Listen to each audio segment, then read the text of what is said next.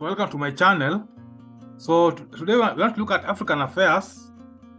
So we all know about the Sudan conflict which is going on, which is pitting two Sudanese generals, of which one is in the government, the other one is a rival general.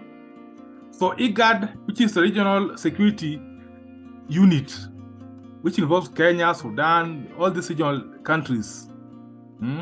Kenya, Sudan, Ethiopia, Somalia, South Sudan, Djibouti, Eritrea, they are all members. And these are a group that always deals with security matters in the region, the Horn of Africa. So they had a summit last week where Kenyan President Ruto was chosen as the chairman of IGAD and also the head of the mediation team in the Sudanese conflict. But now, it turns out that one of the Sudanese generals, Al-Burhan, has rejected Ruto as the head of mediation, and he prefers Salva Kiir. Now, this Al-Burhan is in the Sudanese government, and they've opposed the replacement of Salva Kiir, who was the previous head of mediation, that has been replaced by Ruto. So they have rejected Ruto. In this mediation, they prefer Salva Kiir instead. So this actually is a delay of this conflict, because we thought that with the mediation team, Ruto and his team will move in and help in mediation. But now, if they have rejected the Ruto, it means that the mediation is also on hold. And of course, the Kenya government has dismissed this dismissal. So Kenya dismisses Al-Burhan's contest.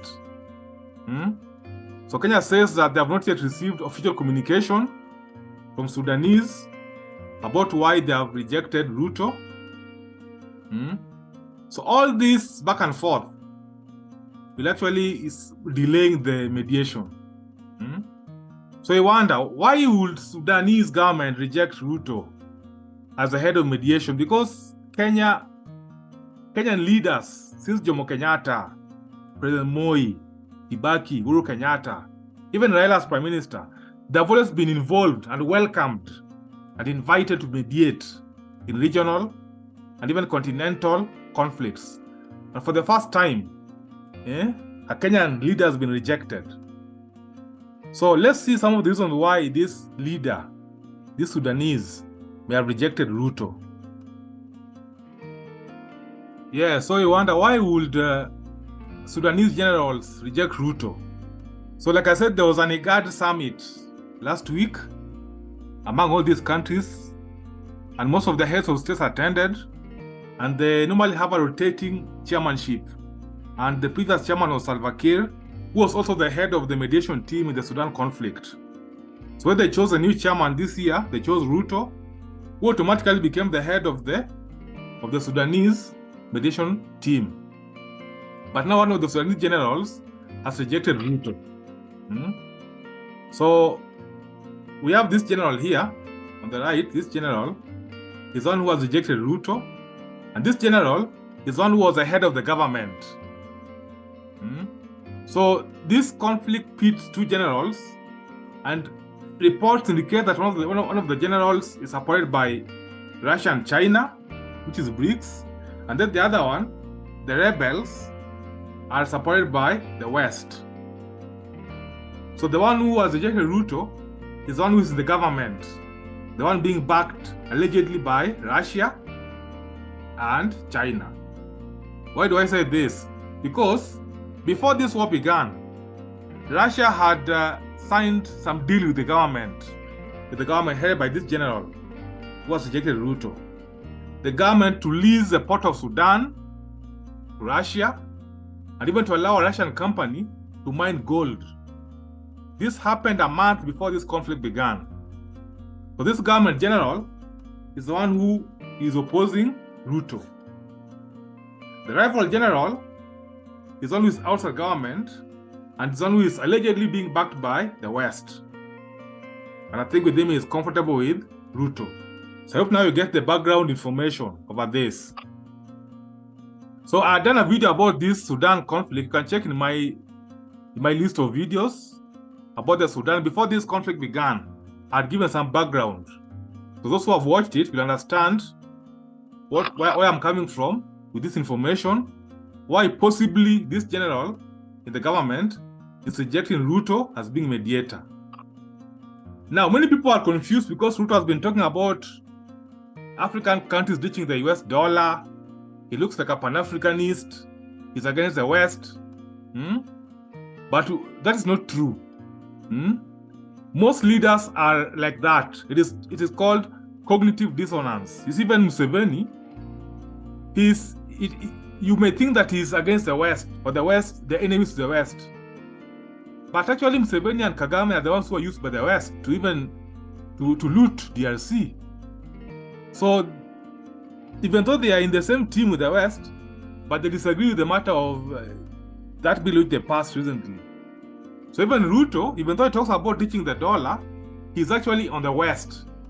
It is the West who helped him to get elected in Kenya. And that's why most of the tenders in government in Kenya, which used to be given to China, they now go to the West. So this Sudan general is opposing Ruto, and he instead prefers Salva Kiir. So another possible reason why they prefer Salva Kiir is because Salva Kiir is a leader of South Sudan. And South Sudan used to be part of Sudan. They were the same country. So these leaders, they know Salva Kiir. And then Salva Kiir is more of a veteran leader. He's serving now more than his second term now. So he knows the region more, even more than Ruto. Ruto is a first-time president, has not even taken 1 year in office. So he's what is called a greenhorn. So most of these leaders who are fighting, they don't know where Ruto stands. So, and then also Ruto, he is confusing them. Mara is calling African countries to ditch their dollar. So he seems to be against the West. But again, it is the West who helped him to get elected. So this conflict is about NATO versus BRICS. NATO is the West, BRICS is Russia and China. So one of the generals is backed by NATO, and the government general is backed by BRICS. So these people don't know where Ruto stands. Is he on the side of NATO or BRICS? Because so far, Ruto has been throwing mixed signals. Today he's against the West, talking about ditching the dollar. And then again, he's meeting Akin and Bill Gates. The West are praising him. So it's not clear where he stands. That's why it's possible that these generals, they don't trust him to mediate. But now, Salva Kiir, if you see him clearly, Salva Kiir, like I've said, he has been there for some time. And then his country was part of Sudan, the days of al-Bashir. And then Salva Kiir is more of neutral. It's more of neutral, which is exactly how Kenya used to be. Uhuru was more neutral. That's why even today he's a mediator in Ethiopia, DRC. Even Moi, Kibaki, they were all neutral, non-aligned in this global conflict. But now, people don't know where Ruto stands because he's throwing mixed signals. And then the UN official, from those leaked documents, who said that Ruto is untrustworthy. That further complicates how people say him. People don't know where he stands, therefore they don't know whether to trust him or not. Because this Sudan conflict is between NATO and BRICS. They need a mediator who is neutral, who these two generals can agree to mediate them. So Ruto is more of a newcomer in the region. That's why they don't know him very well. They don't trust him. So these are challenge to Ruto. Because so far he has been everywhere. He has been all over the place. He appears to sometimes on the, one day he's on the West, meeting at the Bill Gates, bringing GMOs to Kenya, which is also poses a danger in the region. Because once Kenya adopts GMO, these things will also go into the regional countries. So today he's backing these Western companies, but again he's meeting Lavrov. He's opposing the dollar. Again, the West is praising him and backing him. So it's confusing where Ruto stands in terms of foreign policy. That's why I think it's a challenge to Ruto. It's a challenge. He should take this rejection as a challenge, that he should now frame his diplomatic stand. Where does he stand? If he's on the side of West and NATO, he should come openly, like the Museveni and Kagame's have done. That's why Museveni and Kagame they're never called to mediate, because the regional players know where they stand. Uhuru, Kibaki, all of them, they used to be neutral, even Kikwete and the others. That's why they're always called as mediator. Even Salva Kiir is neutral. That's why it's more preferable. And then in Sudan, Salva Kiir used to be their country. South Sudan and Sudan were one. So Salva Kiir has a historical knowledge of Sudan and even the conflict. So Ruto should take this as a challenge to frame his stand, whether he's on the West or on the side of the BRICS. So far, he has not yet spent even a year in office. Maybe it is too early for him to even mediate, because normally mediation is normally given to veteran, retired presidents, or those who have been there for long, like Salva Kiir. That's why I think that's my analysis on why these Sudanese generals have rejected Ruto as mediator.